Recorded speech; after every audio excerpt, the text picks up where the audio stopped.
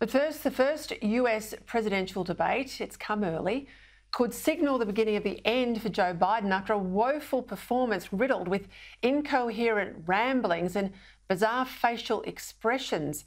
It's left the Democrats with a huge dilemma.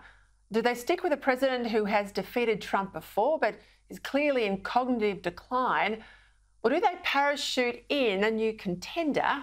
And just who is that? Joining me now is former Senior Defence Intelligence Analyst, contributor for The Australian, Paul Monk. Paul, you will have watched it as I did. I mean, you just couldn't take your eyes away from what we saw at 11 o'clock on Friday. What did you make of Biden's performance? Well, I think my reaction would have been similar to that of most people, regardless of their politics, and that is that these were all the signs of a man who is mentally and physically frail. And we should bear in mind that the previous day in his State of the Union address, he appeared anything but. He spoke clearly and vigorously. But the key thing is that people have to say, well, but when it comes to a major decision, another speech, a foreign engagement, which Biden will we see? And you shouldn't have to ask that question. So that's what's landed on the American voting public since Friday, and it's clear that it's cost Biden a great deal in terms of credibility and popularity as a candidate. The Labor MP, he's a doctor, Mike Freelander, this is Australian Labor MP, he has said he thinks Biden's got Parkinson's disease. Clearly we have talked about him having some sort of medical condition here for many months in Australia. I've said for about a year that I cannot imagine he will be there on the ballot in November. It's like they've just woken up to it in America, or at least they're publicly talking about it. I think it's been a conversation with Democrats, but now you have the cheer squad left media. The New York Times, as an example, said he's got to go. I watched a lot of CNN over the weekend. They were damning in terms of his performance. Now that he has lost the mainstream media, do you think this is really the beginning of the end? Well, I think the dilemma for the Democratic Party and the people who manage it, they're the ones we should be looking at closely, is they should have made this move a long time ago.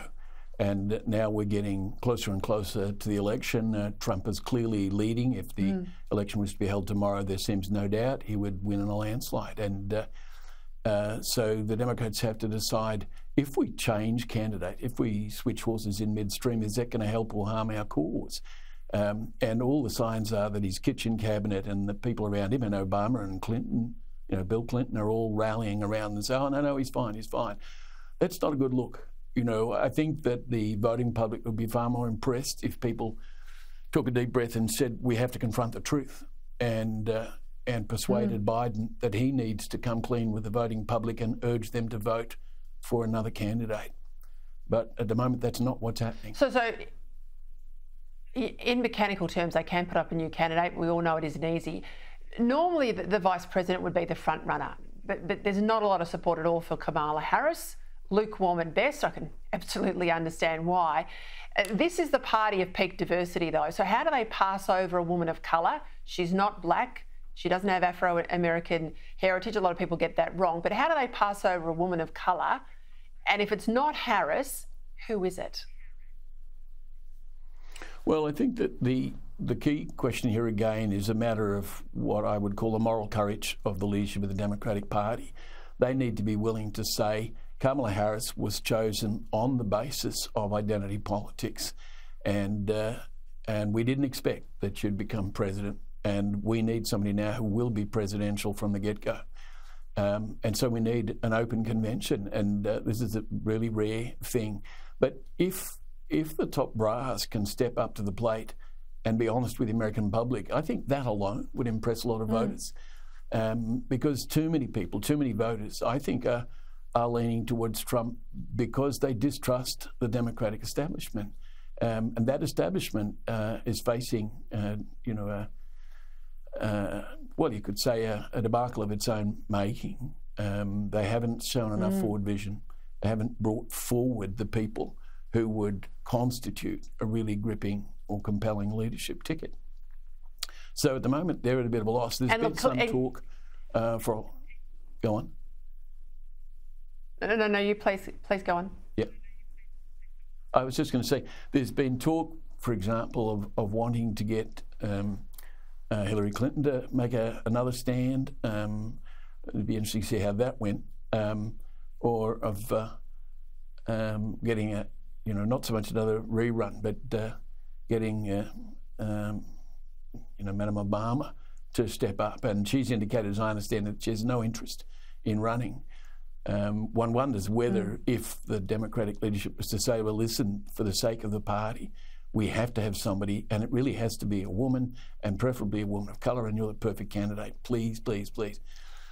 But again, that's not, it seems to me at the moment, what's happening. There's been talk of Gavin Newsom stepping up, but he doesn't have much time, and he's a relatively colourless political figure. So they've got a real dilemma on their hands. Absolutely, and I look, having worked in a political office at the White House administration, we know that Biden's clearly not running the country, and that begs the question: who is running America? Because it is not the president, and that in itself is debasing democracy.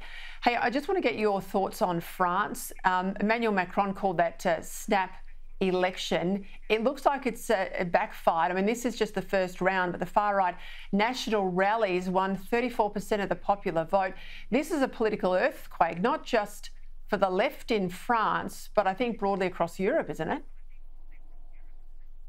It is. And France, of course, ever since 1789 has been a country of revolution and political change. Quite turbulent and for a long time, right through the 19th century, rather unstable. But it is looked to as one of the, as you might put it, founding members of the democratic West.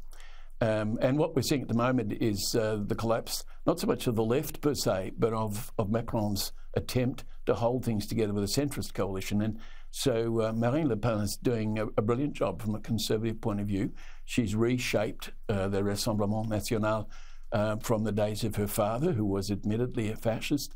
And she is responding, as Donald Trump and other leaders are, to clear public concerns about illegal immigration, and indeed immigration and the scale of immigration per se, and concerns about global trade. So it's not as if this, what people like to call populism, is without foundation. What's going to be interesting is if the results for the National Assembly turn out as they appear likely to do, either you will have the National Rally governing in its own right, which Marine Le Pen is calling for, or you'll have somebody having to form a coalition to govern. But above all, it seems to me you'll have an enlivened politics between right and left rather than a complete collapse of the left per se. And that's actually to the good, because the issues that are on the table in the United States, in France and elsewhere are perfectly real issues. They're not an idle conjuration. And we should watch this space with great interest, because in our own way, we have comparable issues here. I tell you, I didn't move much from my TV over the weekend. I was watching Sky, of course, but all the foreign national news networks across this issue and, of course, the Biden issue. Thank you for your insights, Paul.